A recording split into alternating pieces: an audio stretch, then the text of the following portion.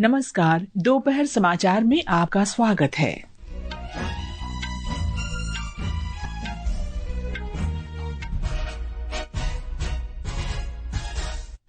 प्रधानमंत्री नरेंद्र मोदी ने रक्षा उत्पादन में आधुनिकीकरण और आत्मनिर्भरता पर ध्यान केंद्रित करते हुए भारत के रक्षा क्षेत्र में उल्लेखनीय परिवर्तन की सराहना की। विदेश मंत्री डॉक्टर एस जयशंकर ने कहा, चीन आतंकवाद के खिलाफ लड़ाई में दोहरे मापदंड नहीं अपना सकता। शिक्षा मंत्री धर्मेंद्र प्रधान ने विज्ञान को विकसित भारत और मानव केंद्रित विकास के दृष्टिकोण के साथ जोड़ने की आवश्यकता पर बल दिया। उत्तर पश्चिम भारत में भीषण गर्मी, कई स्थानों पर तापमान 44 डिग्री सेल्सियस के पार। मौसम विभाग ने ऑरेंज अलर्ट जारी किया और लोगों को सतर्क रहने की चेतावनी दी। 2027 AFC एशियन कप फुटबॉल के फाइनल क्वालिफायर में आज शाम भारत का मुकाबला हांगकांग से। दोपहर समाचार के साथ मैं कनकलता। प्रधानमंत्री नरेंद्र मोदी ने पिछले 11 वर्ष में भारत के रक्षा क्षेत्र में हुए उल्लेखनीय परिवर्तन पर प्रकाश डाला है। सोशल मीडिया पोस्ट में प्रधानमंत्री ने कहा कि रक्षा उत्पादन में आधुनिकीकरण और आत्मनिर्भरता हासिल करने पर ध्यान केंद्रित किया गया है। उन्होंने कहा कि ये देखना उत्साहजनक है कि कैसे भारत के लोग राष्ट्र को मजबूत करने के साझा संकल्प के साथ एकजुट हुए हैं। रक्षा मंत्री राजनाथ सिंह ने कहा है कि भारत के रक्षा क्षेत्र में पिछले 11 वर्ष में प्रधानमंत्री नरेंद्र मोदी के नेतृत्व में ऐतिहासिक परिवर्तन हुआ है। सोशल मीडिया पोस्ट में श्री सिंह ने कहा कि प्रधानमंत्री के नेतृत्व में मजबूत सीमाएं, आधुनिक सशस्त्र बल, स्वदेशी हथियार, रिकॉर्ड रक्षा निर्यात और वैश्विक विश्वास से ये क्षेत्र आत्मनिर्भरता की ओर अग्रसर हुआ है। सूचना तथा प्रसारण तथा संसदीय कार्य राज्य मंत्री डॉक्टर एल मुरुगन ने कहा है कि भारत ने पिछले 11 वर्ष में प्रधानमंत्री नरेंद्र मोदी के नेतृत्व में महत्वपूर्ण विकास और सुशासन देखा है। पुदुचेरी में संवाददाता सम्मेलन को संबोधित करते हुए उन्होंने कहा कि भारत दुनिया की चौथी सबसे बड़ी अर्थव्यवस्था बन गया है और 27 करोड़ लोग गरीबी रेखा से बाहर आ गए हैं। केंद्रीय संस्कृति मंत्री गजेंद्र सिंह शेखावत ने कहा है कि प्रधानमंत्री के नेतृत्व में भारत उम्मीद की किरण बनकर उभरा है। मोदी सरकार के 11 साल पूरे होने पर आज चेन्नई में मीडिया को जानकारी देते हुए श्री शेखावत ने कहा कि भारत ने सेवा, सुशासन और गरीब लोगों के कल्याण पर ध्यान केंद्रित करते हुए अमृत काल की ओर विकास की एक नई यात्रा शुरू की है। Under the leadership of Prime Minister Narendra Modi ji, India has embarked on a new journey. That is a journey of development during this Amrit Kal of a developed India focusing on service, good governance and welfare of the poor people. देश में पिछले एक दशक के दौरान सेवा, सुशासन और गरीब कल्याण नीतियों के तहत उल्लेखनीय प्रगति हुई है। आकाशवाणी समाचार पिछले 11 वर्ष में प्रमुख क्षेत्रों में सरकार के प्रयासों और उपलब्धियों पर विशेष श्रृंखला प्रसारित कर रहा है। इस कड़ी में आज हम आत्मनिर्भरता के माध्यम से रक्षा क्षेत्र में भारत को वैश्विक शक्ति बनाने के प्रयासों पर जानकारी दे रहे हैं। एक रिपोर्ट।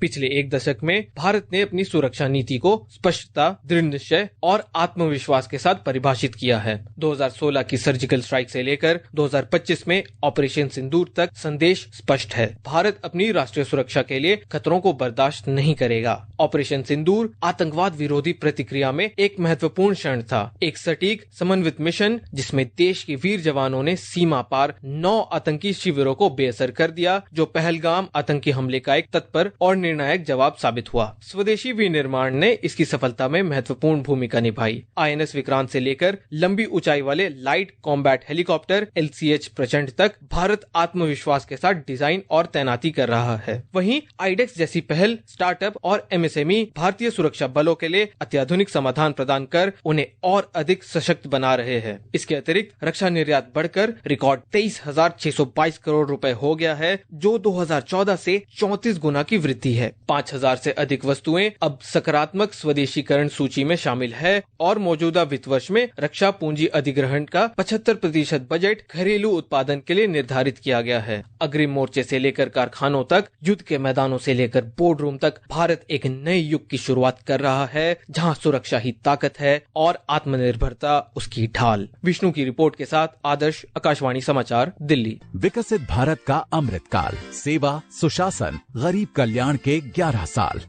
प्रधानमंत्री नरेंद्र मोदी ने कहा है कि भारत में खेलों के बुनियादी ढांचे का विस्तार देश को वैश्विक खेल महाशक्ति बनने की ओर अग्रसर कर रहा है।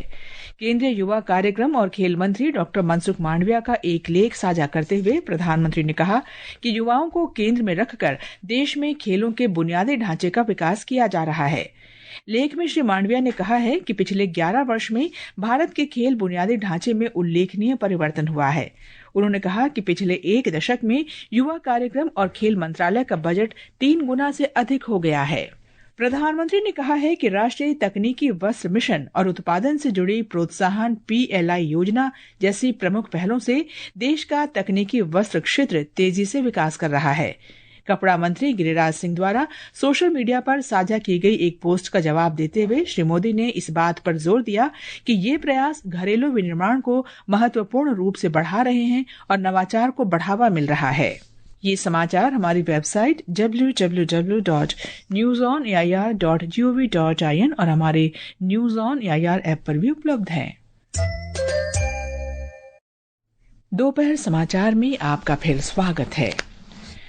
विदेश मंत्री डॉक्टर एस जयशंकर ने कहा है कि चीन पाकिस्तान के साथ अपनी दोस्ती निभाने के लिए आतंक के खिलाफ दोहरे मापदंड नहीं अपना सकता। उन्होंने कहा कि आतंकवाद एक ऐसी समस्या है जो सभी को चिंतित करती है।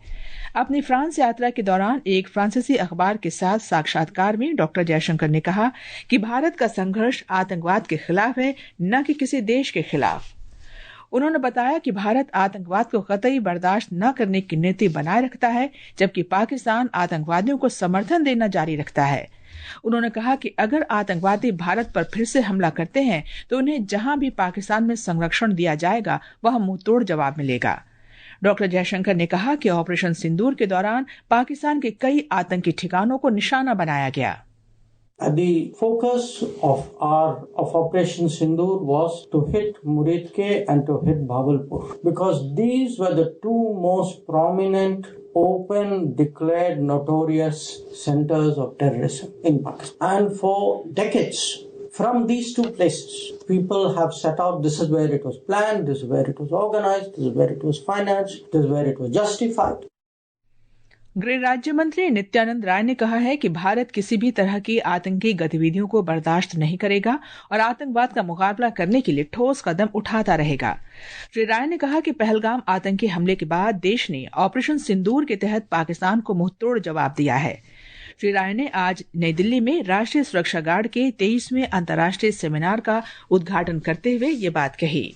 शिक्षा मंत्री धर्मेंद्र प्रधान ने कहा है कि वैज्ञानिकों, नवोन्मेषकों और नीति निर्माताओं के लिए ये सबसे उपयुक्त समय है जिसके अंतर्गत समावेशी पारिस्थितिकी तंत्र और समाधानों का निर्माण करने के लिए लोगों को सशक्त बनाया जा रहा है।